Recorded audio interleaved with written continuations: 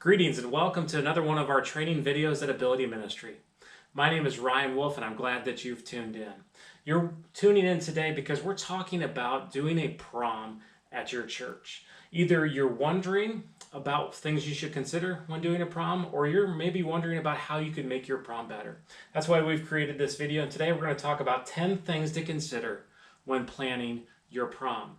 Now, in addition to this training video, you can also download the PowerPoint that I'll be using today.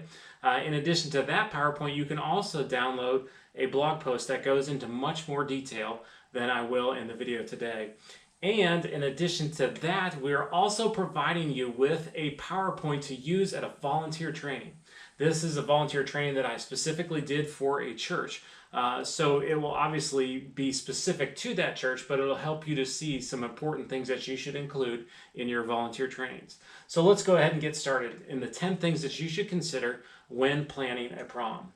The first thing that you should consider is, what is the purpose? Now, I know this seems kind of obvious, but I need to say it. So when you're considering doing a prom, the purpose of your prom should be obedience. Obedience to Jesus himself. Because Jesus himself in Luke chapter 14, verse 13 says, when you throw a party, invite those who are poor and those who are affected by disability. So by doing a prom, in its very purpose for you is simply being obedient. Obviously, you want to do other things in addition to just being obedient to Jesus.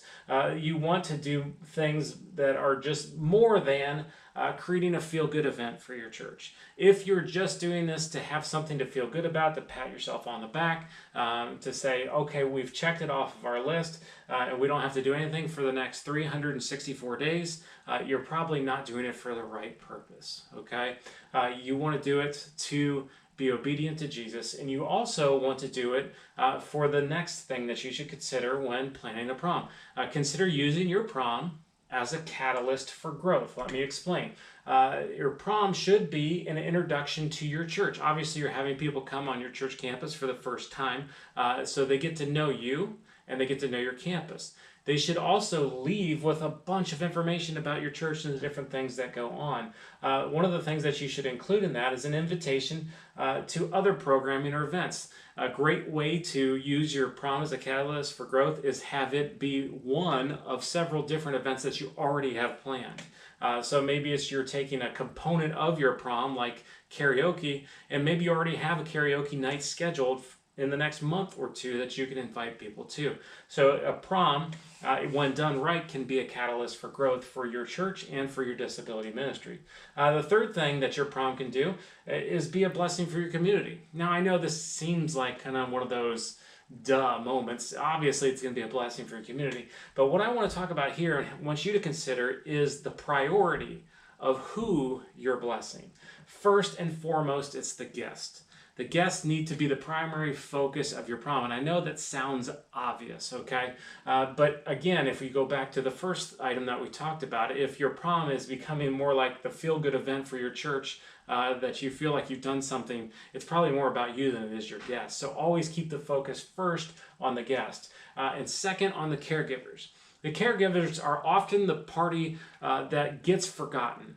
And the caregivers are the people that are taking care of the guest, whether it be a parent, a provider, a guardian, or a staff member.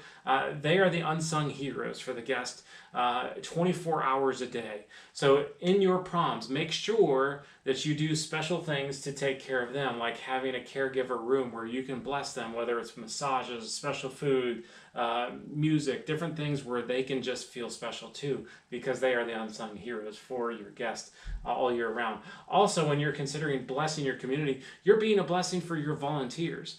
Your volunteers will come in and they will leave a different person if your prom is done right, because they will be so profoundly impacted by the event. Because I truly believe that a prom done right at your church is the greatest example of what the kingdom is supposed to look like, what heaven is supposed to look like in just a small moment. So any volunteer that comes will be blessed. But we have to always remind the volunteers that the guests gets to determine what happens for the night. So if you're being a buddy, you want to make sure you do whatever the guest wants to do, even if it's not what you want to do, because it is meant primarily to be a blessing for them.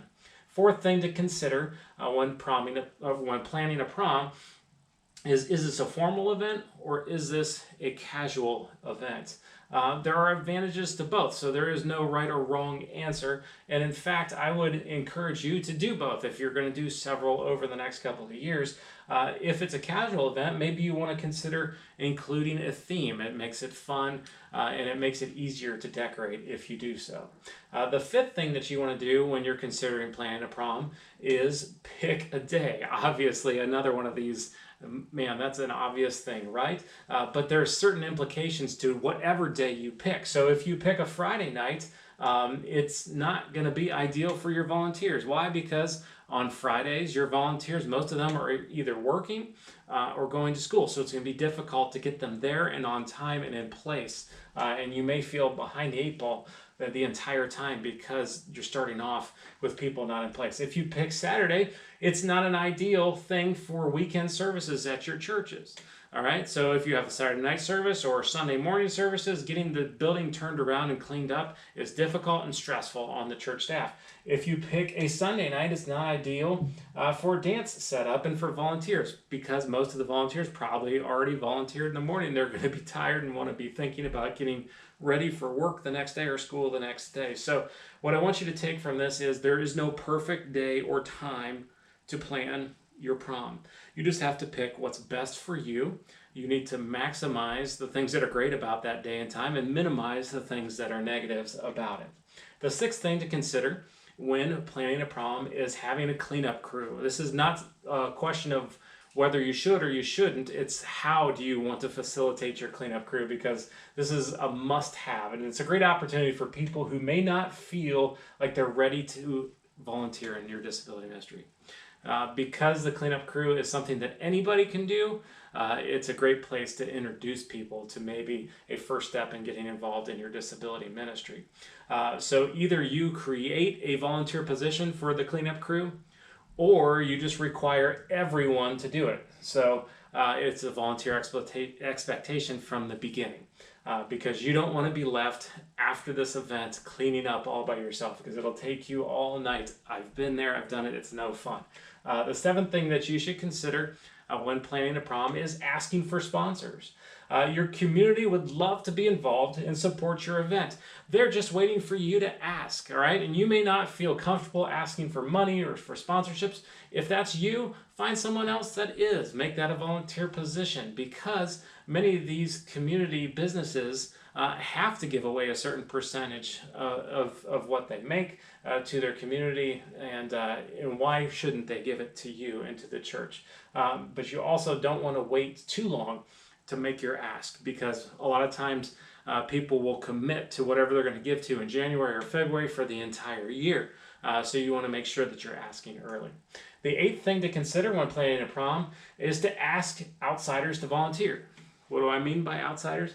I mean anybody that's outside of your church congregation. As you begin to start for your first prom, you might think, oh, I just want to keep it to only people that volunteer in our church. But as your prom grows, you will get to a point where you won't have enough people internally in your church to fill all your volunteer positions. So why not start now? Ask people from local high schools, colleges, or other youth groups to volunteer at this event. It's a great way to grow your ministry, to introduce people to the importance of reaching out to your disability community. The ninth thing to consider when planning a prom is to require pre-registration and free event tickets for your guests. Okay, this, for some people, they'll complain about this. You know, they won't want to do it. It'll take too much time. You'll hear all the excuses, but don't back down from this, because it's so important to gather important information before the event. It'll help you be more successful during your events, and it'll help you to be prepared for everybody that comes. You'll know how many people are coming and any special requirements that they have. And an important thing to include on this pre-registration is a waiver to say that you're okay to take their photos and videos, because as your prom grows, your local newspaper is going to want to be there, TV stations are going to want to show up, and if you don't have photo waivers for everyone involved, it can become very difficult. So there's so many advantages to doing this. even though some people may complain about it. And some people will even say, well, I don't have a computer, I don't have a smartphone. Register them over the phone. You can fill out the information to them, print their ticket, and mail it to them. The 10th thing to consider when planning a prom is volunteer requirements, okay? What I mean by that is, at minimum, these 2 requirements should be considered. Background checks for everybody involved. The disability community, people that live with disability, are abused and neglected more than any other people in the entire world. So for that reason alone, you need to keep your event a safe place. And the way you can best do that is by background checking all of your volunteers that come, and by providing them training. When you provide volunteer training, it's not only good for the volunteers because it helps them be better prepared and not be anxious and have irrational fears going into the event, but it also helps the guests and the caregivers as well, because people are more readily able to accept them and treat them with kindness, and realize they're more likely different, and all those good and practical principles. Again, speaking with this volunteer training, you can also download, like I mentioned before, an actual volunteer training PowerPoint that I created and used for a church recently. Obviously, it's specific to that church, but I think if you download it, there's a lot of things that you could take from it as you're building out your volunteer training. Or if you'd like for us to help you with your volunteer training, we'd be more than happy to do that for you. So just go to abilityministry.com and you can fill out the consulting page and ask for us to come and help facilitate your volunteer training. That's one of the many things that we can do for you. So check us out at abilityministry.com or any of our social media pages at Ability Ministry. Thank you for tuning in to another one of our training videos. We hope to see you next month.